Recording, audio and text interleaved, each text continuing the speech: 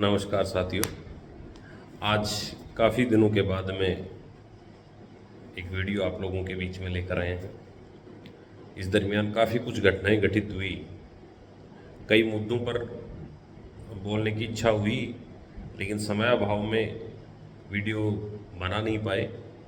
और एक बहुत बड़ा मुद्दा भी इस वक्त हुआ कि भारत और पाकिस्तान के बीच में एक भारी तनातनी हुई, जिसे आप मिनी युद्ध भी कह सकते हैं। उस स्थिति तक अपन पहुंचे और उसके बाद में सीज फायर हो गया। इस मुद्दे पर तो फिर कभी बात करेंगे, लेकिन अभी क्योंकि मैं जिस फील्ड से आता हूं उस फील्ड की बात करेंगे। बहुत जल्द 12वीं का रिजल्ट आने वाला है। 12वीं साइंस आर्ट्स कॉमर्स तीनों का लगभग चांसेज ये हैं कि एक साथ रिजल्ट 23-24 तारीख तक आ जाए, 23-24 मई तक।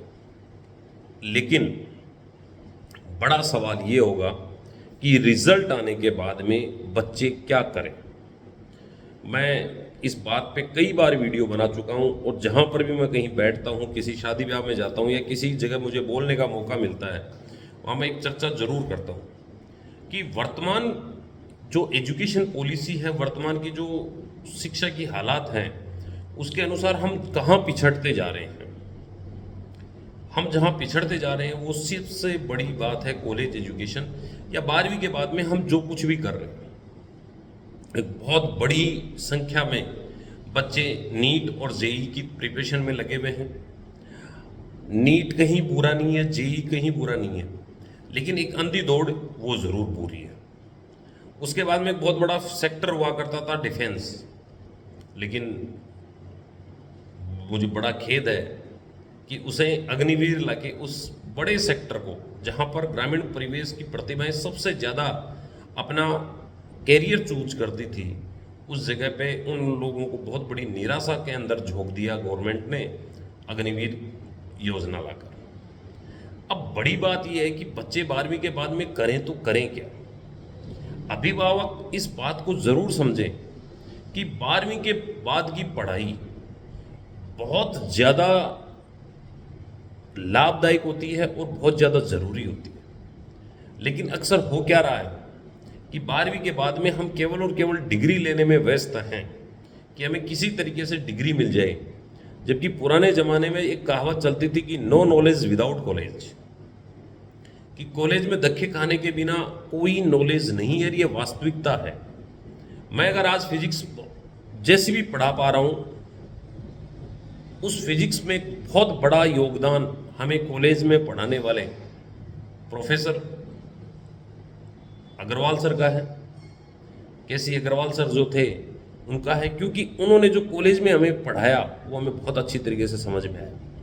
11वीं 12वीं और कॉलेज की जो शिक्षा है वो बहुत ज़्यादा ज़रूरी होती है, क्योंकि वो उस वक्त आपका दिमाग एक ऐसी स्थिति में जाने लगता है कि वहाँ पर उसमें सिचुएशन, उसमें संतृप्तता आने लगती है, उसमें एक स्टेबिलिटी आने लगती है, उसमें जो उसका डेवलपमेंट है वो एक स्टेबिलिटी की ओर जा रहा होता है। तो वो नॉलेज बहुत ज़रूरी है। और अभी जो बच्चे कर रहे हैं, जैसे ही सीनियर पास किया उसके बाद में मोबाइल ले लिया और पूरा दिन, अभी अगर आपका बच्चा 12वीं की एग्ज़ाम दी है तो उसका एक बार आप मोबाइल लीजिए, और पिछले 1.5 महीने में लगभग मेरे हिसाब से मार्च लास्ट में एग्ज़ाम पूरी हो गई थी 12वीं साइंस की, और आर्ट्स की लगभग 2-4-5-6 अप्रैल को हो गई थी। 1.5 महीने से ज़्यादा का वक्त हो चुका है। उस 1.5 महीने में आप पर डे ये चीज़ नोटिस कीजिए कि आपके बच्चे ने कितना मोबाइल चलाया है और क्या क्या चलाया है। उसकी हिस्ट्री खोल के देखिए जी, उसमें टाइम ड्यूरेशन देखिए कि कौन से ऐप को कितना चलाया है। वहीं से आपको आपके बच्चे की हकीकत का मालूम चल जाएगा। इसलिए मेरे आप लोगों से रिक्वेस्ट है कि जैसे ही रिजल्ट आता है, आप बच्चे की बेहतरी के लिए, आप बच्चे के भविष्य के लिए, एक अच्छे भविष्य के लिए, अच्छे जो लोग हैं आपके आसपास में, जो शिक्षा से जुड़े हुए लोग हैं, उन लोगों से मिलिए, उन लोगों से वार्तालाप करिए, उन लोगों से डिस्कस कीजिए और अपने बच्चे को एक अच्छी राह दिखाइए। अब किसी भी बच्चे को किसी दूसरे बच्चे की होड़ में उसके साथ तुलना करके उसका करियर सेट मत कीजिए। करियर के बहुत से ऑप्शन होते हैं।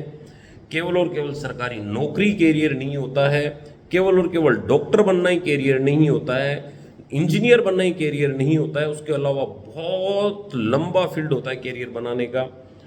तो आप लोगों से मेरी गुजारिश है कि रिजल्ट आने के बाद और अभी से आप इस चीज़ की प्रिपरेशन में लग जाइए कि हमें 12वीं के बाद हमारे बच्चों को क्या करवाना है। और अगर कोई भी अभिभावक हमारे स्कूल क्षेत्र का है और वो इस असमंजस में है कि हाँ मुझे 12वीं के बाद में मेरे बच्चे को क्या करवाना है, उसे कैरियर गाइडेंस की आवश्यकता हो, तो जैसी भी आप लोग एक बार हमारे पास हमारे स्कूल में ज़रूर पधारें। आप बात कर लीजिए मेरे नंबर पे, और जब भी आपको वक्त मिले अपने बच्चे को लेकर आप स्कूल पधारें, वहाँ पर अपन बैठ के डिस्कस करेंगे और हो सकता है वहाँ तक आपके बच्चे को एक अच्छी राह उपलब्ध करवाने का और एक अच्छी राह दिखाने की कोशिश हम करेंगे। जय हिंद, जय भारत।